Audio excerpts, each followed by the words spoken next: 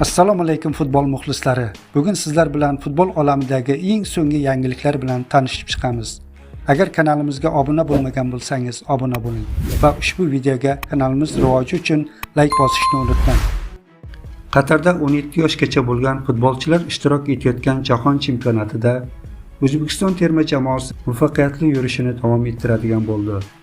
Islom Ismoilov shogirdlari guruh bosqichida 2-o'rinda yakunlagandan keyin play-offning birinchi uchrashuvida kuchli raqib Xorvatiya bilan kuch sinashishiga to'g'ri keldi.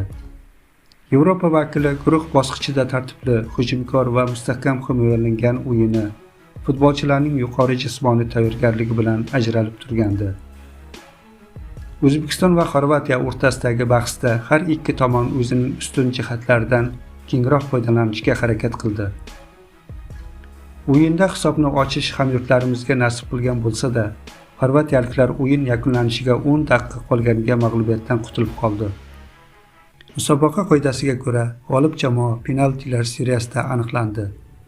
O'yin yakunlanishidan avval Islom Ismoilov darvozabonni alishtirib, Ibrohim Shokirov o'rniga Ne'matulloh Rustamjonovni maydonga tushirdi.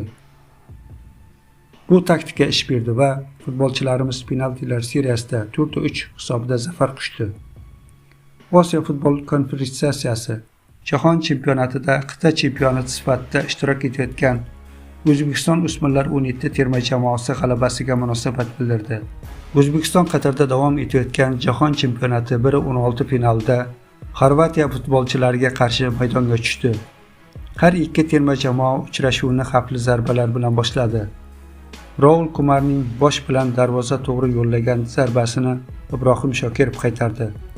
O'zbekiston 24-daqiqada Sayfiddin Sodiqovning o'ng qanotdagi ajoyib o'yini samarasiga hisobni ochdi.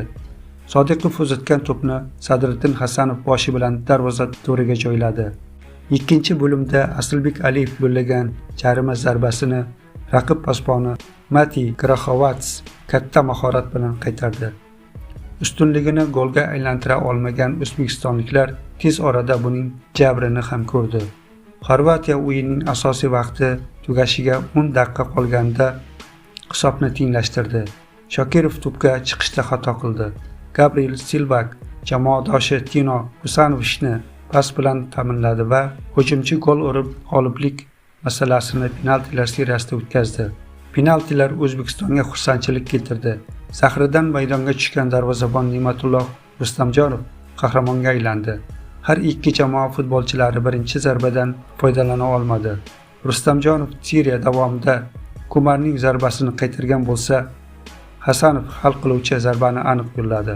Endi O'zbekiston o'smirlar 17 terma jamoasi seshanba kuni 1/8 finalda Yevropaning amaldagi chempioni Italiya terma jamoasi bilan o'ynaydi. O'zbekiston o'smirlar 17 terma jamoamiz Jahon chempionati nimchorak final bosqichiga chiqdi va Italiya bilan to'qnash keladi. Sariq kartochkalar ko'payib ketgani bois Muhammad Hakimov bo'lajak to'qnashuvda jamoamizga yordam bera olmaydi. Bundan tashqari 8 ta futbolchimiz Italiyaga qarshi uchrashuvda ehtiyotkor bo'lib harakat qilish talab etiladi.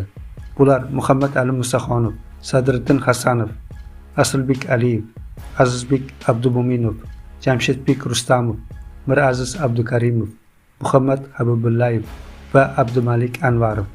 Agarda ushbu futbolchilar navbatdagi to'qnashuvda sariq kartochka bilan jazolansa, kelasi bosqichdagi bahsda maydonga tusha olmaydi. Xabaringiz bor, Islombek Ismoilov boshchiligidagi O'zbekiston o'smirlar 17 terma jamoasi o'smirlar o'rtasida o'tayotgan jahon chempionatining nimchorak final bosqichiga yo'l oldi. Ushbu bosqichda Italiya bilan kuch sinashadi.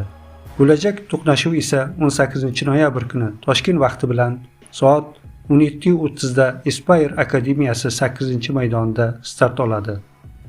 Shuningdek, 18-noyabr kuni O'zbekiston milliy terma jamoamiz xalqaro o'rtoqlik turnirining final bosqichida Eronga qarshi maydonga tushadi.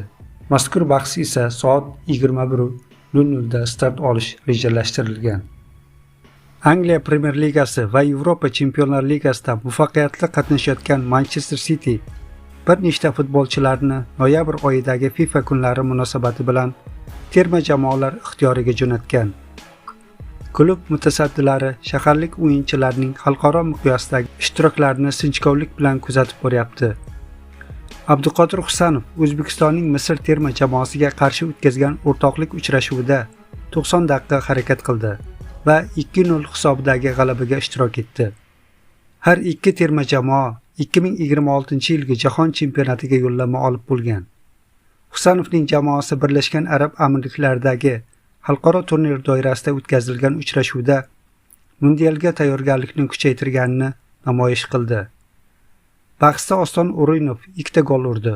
Abduqodir Husanov esa City'dagi jamoadoshi Umar Marmushsiz o'ynagan misrliklar jamoasiga qarshi bahsda O'zbekistonning o'z darvozasi daxlsizligini saqlab qolishini ta'minladi. O'zbekiston terma jamoasi Misrga qarshi o'yindagi g'alaba ortidan FIFA reytingida 570 ballga ega bo'ldi va onlayn jadvalda 2 pog'ona ko'tarildi. Mali va Kamerundan o'zib ketdik. Hozirgi ballarimiz 1458 tani tashkil etadi. Shuningdek, terma jamoamizni 18-noyabr kuni Eronga qarshi o'yin kutyapti. Mazkur uchrashuvdagi g'alaba vakillarimizga taxminan 6,5 ball keltiriladi. Biz bo'lajak finaldagi g'alaba orqali Osiyoning eng yaxshi 5-jamoasiga aylanamiz.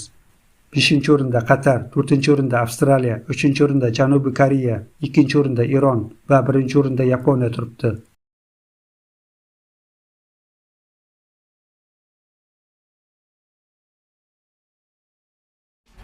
Al-Ayn International Cup 2025 o'rtoqlik turnirida O'zbekiston va Misr terma jamoalari to'qnash kelishib, tomoshabinlarga hayajonga boy o'yin taqdim etishdi. Uchrashuv ilk daqiqalardanoq tez suratda boshlandi. O'zbekiston vakillari pressing bilan boshladi. O'yinning 4-daqiqasida jarima maydoni oldidagi to'pni qabul qilgan O'rinov 2 himoyachini aldab o'tdi va pastki burchakka aniq zarba berdi. 1-0. Bu gol nafaqat hisobni ochdi, balki o'yin ruhiyatini ham o'zbekistonliklar tomoniga o'tkazdi. Taym tugashiga yaqin Oston yana sahnaga chiqdi. Qanotdan boshlangan tezkor hujumda O'rinov jarima maydoni ichida bo'sh qolgan to'pni ustomonlik bilan nazoratga oldi va darvozabonni aldab ikkinchi bor to'pni darvozaga joyladi. 2-0.